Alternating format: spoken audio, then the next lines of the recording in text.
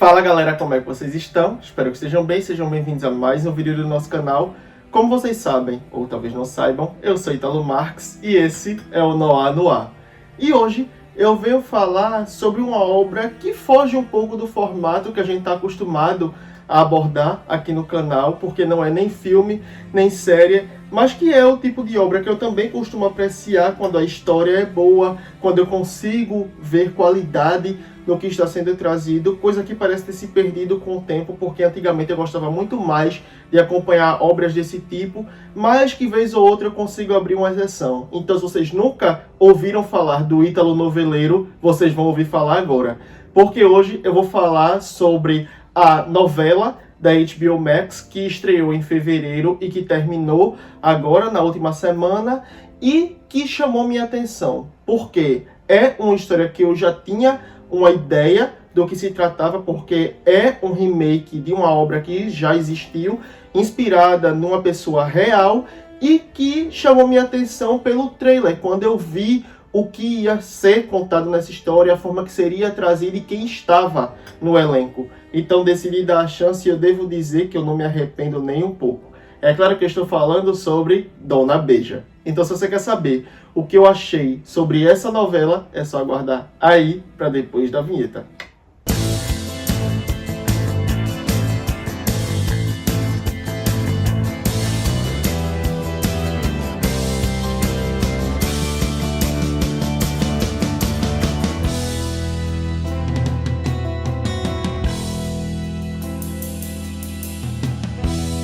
Bom, antes de a gente começar, vocês sabem que eu tenho que vir aqui e pedir para vocês darem like no vídeo, se inscrever no canal, ativar o sininho para não perder nenhuma das próximas notificações aqui do Noir, comentar, compartilhar, façam a parte de vocês daí, que a gente faz a parte da gente daqui para entregar conteúdo para vocês. Não vai custar nada para vocês, vai ajudar bastante a gente e desde já a gente agradece demais. Jabá feito, bora pro tema. A história de Dona Beija se inicia em 1815, quando Ana Jacinta, o nome da personagem título, está vivendo seu romance repleto de amor e de desejo com Antônio Sampaio, que é o filho de um poderoso coronel da região ali em Minas Gerais, mais precisamente de Araxá, que é onde eles vivem, e eles estão de casamento marcado, então tudo flui às mil maravilhas. O plano é que Antônio se mude para a capital para estudar, para se tornar advogado, e uma vez formado ele vai voltar para Araxá, vai se casar com Beija e eles vão constituir a família deles ali. Então, eles estão em êxtase com tudo isso, porque eles realmente se amam, eles se desejam, eles querem bem um para o outro. E essa é a primeira impressão que a gente tem dos dois. Então, é um amor arrebatador, eles estão perdidamente apaixonados um pelo outro. Porém, a vida reserva algumas não tão boas surpresas para eles. Porque assim que Antônio parte para a capital para estudar, chega a Araxá o ouvidor do rei, que é um homem muito poderoso e que, ao se ver naquele lugar ali, se encanta por Beija. E a partir daí, ele toma para si o desejo de ter aquela mulher para ele. E para isso, ele recorre a meios escusos, porque Beija é órfã de mãe, foi abandonada pelo pai, vive apenas com o avô dela ali, numa cabana muito humilde, muito singela, perto da estrada, e que é invadida pelos homens do ouvidor. O avô dela, tentando impedir que ela seja levada, acaba sendo morto por ele, e ela é levada para a capital contra a própria vontade, para ser mulher do ouvidor. E tudo que ela quer é voltar para Antônio. Mas a verdade dos fatos não chega ao povo de Araxá como ela realmente é. As pessoas passam a acreditar que Beija fugiu com o ouvidor do rei. E aí ela se vê numa situação em que ela foi injustiçada e ela quer voltar para o homem que ela ama, ela tenta fugir e quando ela consegue, ela é vítima de mais um artifício maléfico ali, da parte da irmã de Antônio, que é Maria, uma mulher amargurada, malvada, que tem segredos e questões que ela repreende dentro dela mesma e que gera nela a maldade que ela tem para querer atrapalhar a vida dos outros e condenar o jeito livre dos outros viverem, junto também com Angélica, que é a irmã de criação de Maria e de Antônio e que nutre uma paixão por Antônio, e a partir daí a gente vê que Beija passa a acreditar que Antônio, pensando que Beija fugiu com o ouvidor, vai se casar com Angélica. Então Beija, crendo ter perdido o homem da sua vida para sempre, acaba voltando para os domínios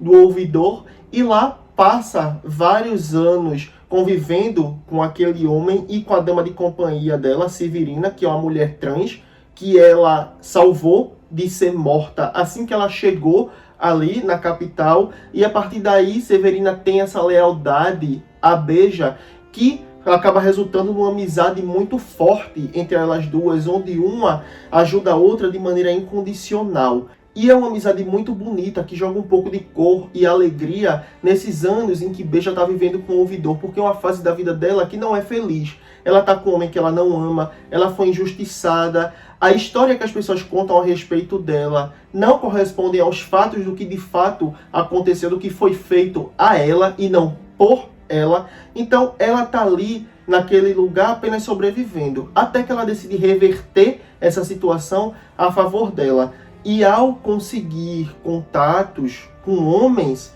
ali poderosos da capital, ela começa a acumular riquezas, dinheiro, joia, terras, e ela vai se tornando uma mulher muito poderosa até que ela se vê em poder suficiente para destruir a reputação do ouvidor. E é o que ela faz junto ao imperador. Ela vai até Dom Pedro I para de fato acabar com a reputação do ouvidor perante a coroa. E aí ele acaba sendo preso, perdendo o título dele, perdendo o cargo, e Beija se vê livre, tendo o casamento dela anulado. E a partir daí ela decide voltar ao lugar de origem dela. Ela volta para Araxá, agora totalmente rica, mas ainda assim muito rechaçada pelo povo, que acredita que ela se tornou uma concubina, uma messalina. Ela é vista como uma prostituta perante ali aquela sociedade. E a partir daí ela vai acabar assumindo a alcunha de Dona Beija, fundando a Chácara do Jatobá, que é o lugar onde ela vai receber cavalheiros muito distintos e um clube seleto que faz muito sucesso, e ela vai atuar como cortesã. Afinal de contas, ela já tem a fama e ela vai deitar na cama, literalmente. Então, ela enriquece ainda mais através desse trabalho que ela faz como cortesã, porque ela é muito bem paga, ela é muito desejada, ela é leiloada no princípio, os homens estão dispostos a pagar fortunas para ter uma noite com ela. Então é assim que ela vai levando a vida, tomando para si também como missão própria o ato de bater de frente com a hipocrisia disfarçada de moral e bons costumes da sociedade de Araxá. Porque sim, é um lugar de gente doente e capaz das maiores perversidades sexuais e morais que se pode imaginar, mas que se disfarçam de gente de bem umas para as outras ali, para apontar e julgar o erro do outro quando tem os próprios erros, as próprias questões sendo cometidas ali dentro da vida privada. E Beija bate de frente com isso de todas as maneiras que ela consegue, usando de seu poder, da sua influência e da sua inegável capacidade de argumentar e de negociar. Porque com o passar do tempo, sendo mulher do ouvidor, Beija se tornou ainda mais inteligente do que ela já era. Ela aprendeu a ler e a escrever, coisa que não era permitida e também não era bem visto uma mulher fazer naquela época. O ato de ser letrado, de ser capaz de ler e de escrever, era algo que era permitido apenas aos homens, só os homens deveriam ter essa instrução, e as mulheres estavam ali apenas para serem submissas a seus maridos, cuidar dos filhos e cuidar da casa. E Beija vai de encontro a tudo isso que se espera de uma mulher. Ela trata de assuntos de negócios, ela tem capacidade de bater de frente com os homens, ela se torna uma coronela com o passar do tempo. Então Beija vai lidar com os mais variados percalços daquele lugar, por conta do modo de vida que ela leva e por conta das bandeiras que ela ergue. Eu sou a favor da readaptação de uma obra já existente quando existe algo mais a ser dito em relação a ela. E foi isso que chamou minha atenção em Dona Beija, porque ela traz o núcleo principal do enredo ali, respeita ele, mas também abre o leque para outras discussões que na época em que a primeira novela foi exibida, não eram muito trazidas, não eram muito abordadas, até porque era mal visto estar falando sobre aquilo na TV aberta, então a gente não tinha muita oportunidade de discutir coisas que essa nova versão traz. Então, ela, sim, levanta debates que geram identificação com o público atual, porque tem assuntos que conversam mais com a geração atual, quebrando alguns tabus, porque, sim, se trata de uma obra que tem como protagonista uma cortesã, então o sexo é muito presente. A gente não tem tanta escandalização assim quanto se tinha na época em que a primeira obra foi exibida, até porque a primeira obra já foi bastante disruptora e essa aqui segue esse mesmo legado. A gente tem, de fato, nudez, a gente tem cenas de sexo com propósito, a gente vê que nada daquilo ali é jogado para chamar a atenção, tudo faz parte da história, tudo combina ali com o tom que a narrativa quer trazer. E é tudo muito bem dirigido nesse sentido, todas as cenas são muito bonitas, não é promiscuidade, é arte, e a gente vê isso em cada momento, em cada frame, em cada sequência que é filmada para nos trazer a realidade dessa personagem. Em paralelo a isso, nós temos outras tramas inerentes a outros personagens da novela também, que tratam dos mais variados temas, seja por conta de toda a luta dos cativos ali, afinal de contas estamos falando ali do período de transição, do final da escravidão para, de fato, o início do mundo com os negros livres, e a gente vê que isso é muito trazido ali nos discursos de Antônio. Afinal de contas, ele descende de uma mulher que lutou pela liberdade dos negros, então isso é muito presente aqui. A gente tem toda essa questão sendo trazida dentro da narrativa de uma maneira muito bonita, que empodera os negros e que fala sobre origem, sobre pertencimento, sobre luta, sobre resiliência, de uma maneira muito cuidadosa, de uma maneira muito respeitosa, e que salta aos olhos de quem está assistindo a novela, assim como também todas as questões que a novela aborda a respeito de sexualidade, sobre como as pessoas tendem a se reprimir em relação a isso e não se aceitarem, e os efeitos que isso causa na própria pessoa, porque o medo de ser desaprovado ou desaprovada pelo povo acaba trazendo para a sua vida uma espiral de infelicidade, e você se vê mergulhado naquilo ali, sem ter como sair, sem se entender, apenas se censurando, e isso acaba afetando a saúde mental, levando você a cogitar coisas que não deveriam ser pensadas. Então, tudo isso é abarcado aqui dentro, principalmente através da personagem de Maria, que tem ali o desejo dela por mulheres, e ela entende aquilo como sendo pecado, principalmente por conta da predominância do catolicismo na sociedade em que ela vive, mas também pelo fato de ela enxergar aquilo ali como errado e ela lutar contra, e isso refletir muito na pessoa que ela é, nas maldades que ela comete e nos discursos de ódio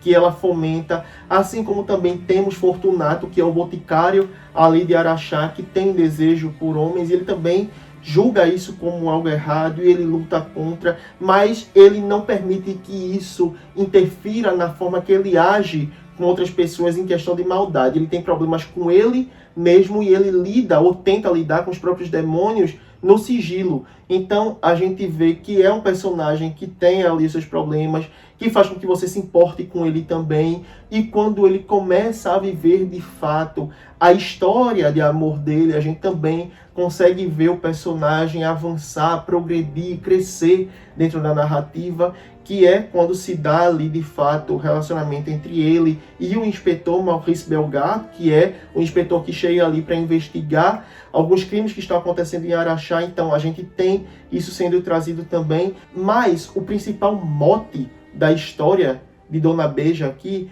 é de fato em torno do machismo, de como eles vivem numa época em que a mulher é tratada como um nada, como se existisse apenas para satisfazer os desejos do marido, que não tem direito de opinar nem de ter vontades, que não pode demonstrar paixão, que não pode demonstrar prazer na hora do sexo, porque se fizer isso é vista como uma prostituta, como uma mensalina, como se fosse uma mulher indigna, embora elas já sejam todas tratadas como seres indignos, porque elas são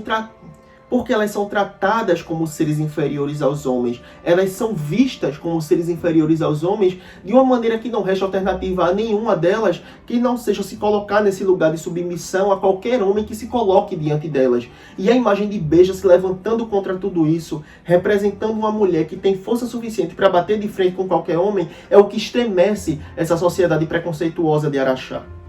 E tudo isso ganha ainda mais força, todo esse discurso fica ainda mais evidente quando nós temos uma história de época trazendo um mote que se enquadra perfeitamente à época que está sendo retratada ali, mas que ainda conversa com a sociedade atual, porque mostra que naquela época tinham coisas que precisavam ser quebradas, paradigmas que precisavam ser quebrados e que hoje em dia ainda continuam de pé, que prevalecem. Esse machismo, essa ideia de que a mulher deve ser subvalorizada quando comparada a um homem, quando na verdade todas elas devem ser de fato reconhecidas como iguais, que devem ser igualmente respeitadas, que são tão capazes quanto qualquer homem de fazer o que quer que seja. E a narrativa aborda isso através de um discurso tão sensível e tão bonito dentro da história, quando Beja, várias vezes durante os capítulos, levanta essas questões através de discursos, de argumentos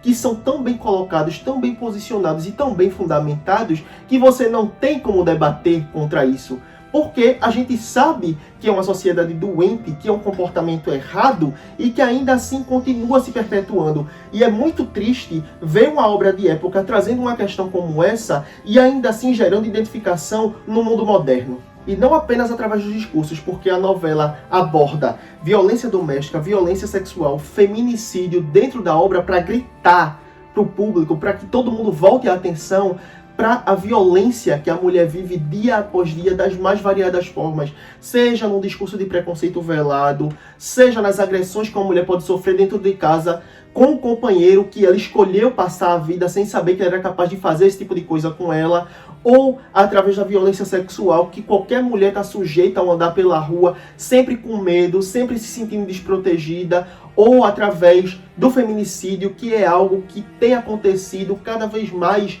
no mundo. Nós tivemos uma semana do Dia Internacional da Mulher repleta de casos de feminicídios. Então, é algo que precisa ter a luz, o holofote sendo jogado em cima o tempo todo, para que o povo finalmente acorde e perceba que a gente está numa sociedade que precisa proteger as mulheres. Porque sem uma mulher, não existiria homem nenhum. O mundo todo sai de dentro do ventre das mulheres. E como é que a pessoa ousa desvalorizar essa parcela da população?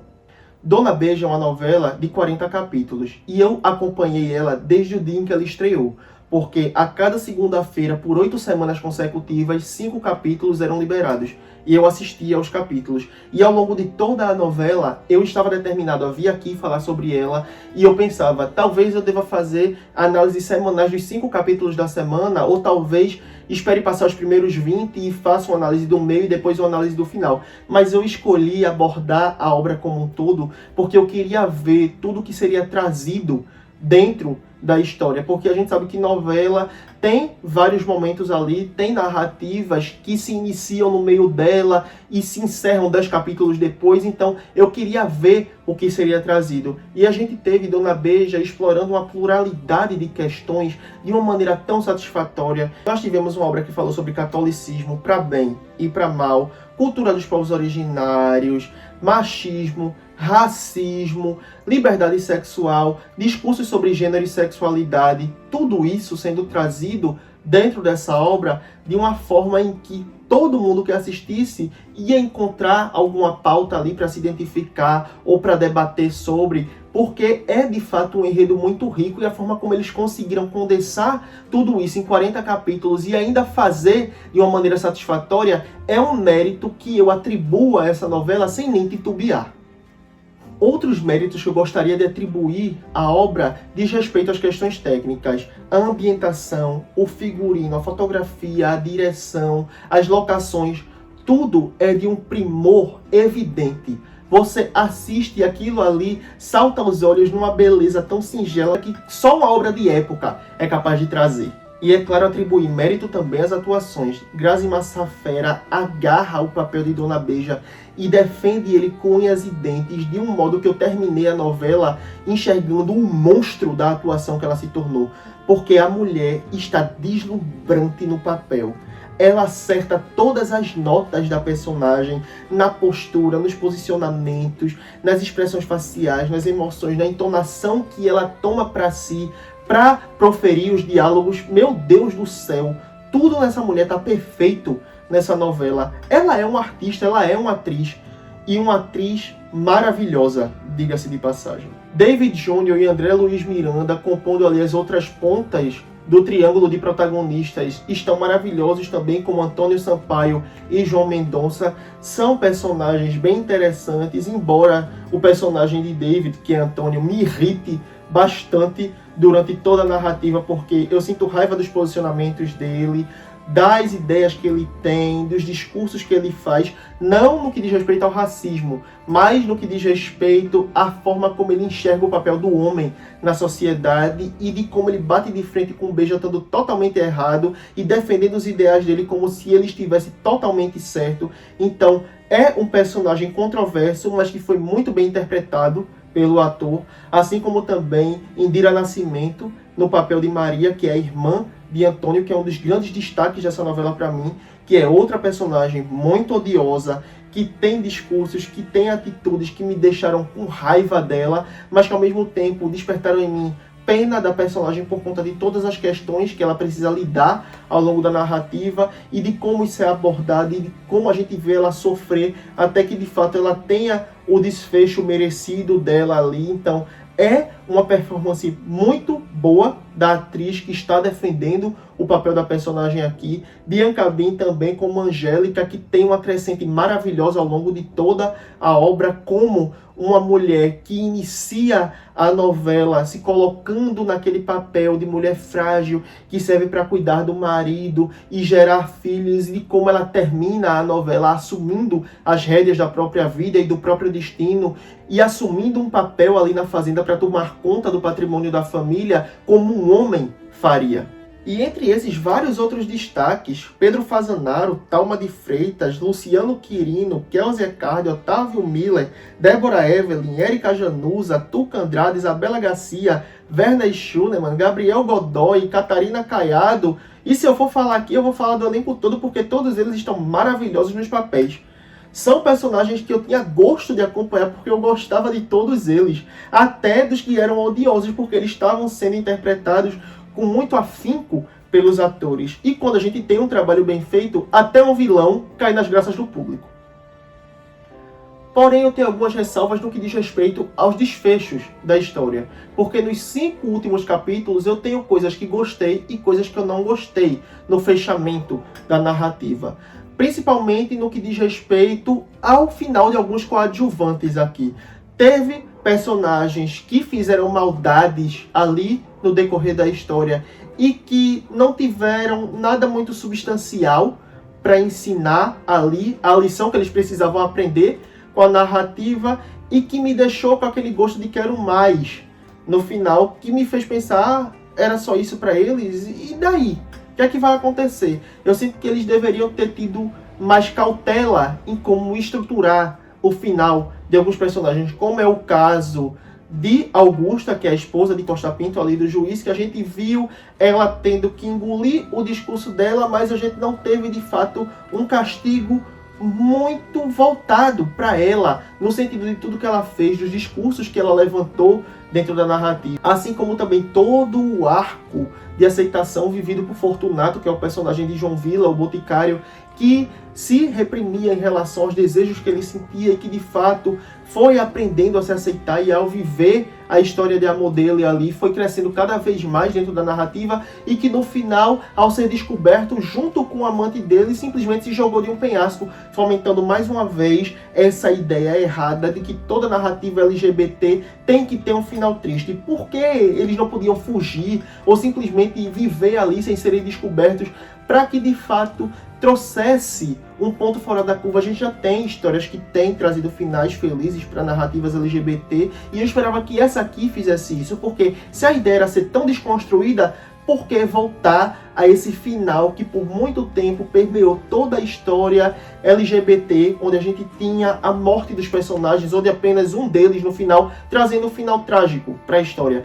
Não precisava ter seguido por esse caminho, então isso me deixou muito insatisfeito. Enquanto Maria era outra personagem LGBT da narrativa ali, que fez as maiores atrocidades do mundo e que no final só precisava ser aceita e ser entendida e virou uma pessoa do bem. Não, ela fez coisas horríveis. Ela cometeu atrocidades durante toda a novela, ela precisava pagar por aquilo. E a novela não trouxe isso também. Porém, outros desfechos me deixaram totalmente satisfeito, principalmente no que diz respeito aos personagens que eu odiava, como o Coronel Felizardo, Botelinho, o próprio Antônio, como eu falei, que eu sentia mais raiva dele do que qualquer outra coisa, e eles tiveram os desfechos merecidos dentro da narrativa aqui, que foram coesos com tudo que eles construíram ao longo da história. Então, eu sinto que Dona Beija, ela é uma obra que empolga bastante no decorrer dela, patina no final, mas que consegue se fechar de uma maneira bastante satisfatória, principalmente nas cenas finais ali. Principalmente nas cenas finais, temos uma cena no último capítulo em que Beija está rezando uma Ave Maria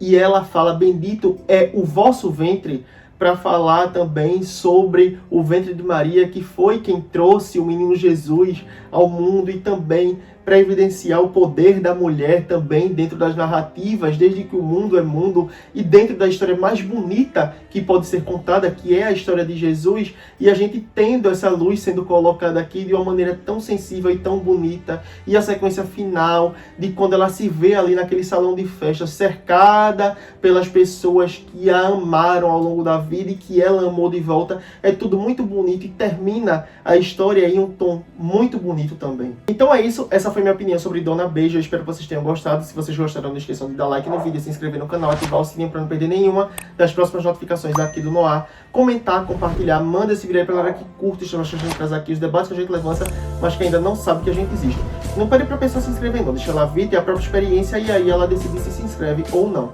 Não vai custar nada pra vocês, vai ajudar bastante a gente e desde já a gente agradece demais. Se você é novato, vai ter mais vídeos linkados aqui no card pra você conhecer mais sobre o nosso trabalho aqui no Noir. Se você é veterano, te agradeço por ter visto esse vídeo até aqui. Eu aguardo todos vocês na próxima, sendo novatos ou veteranos, e até lá, tchau!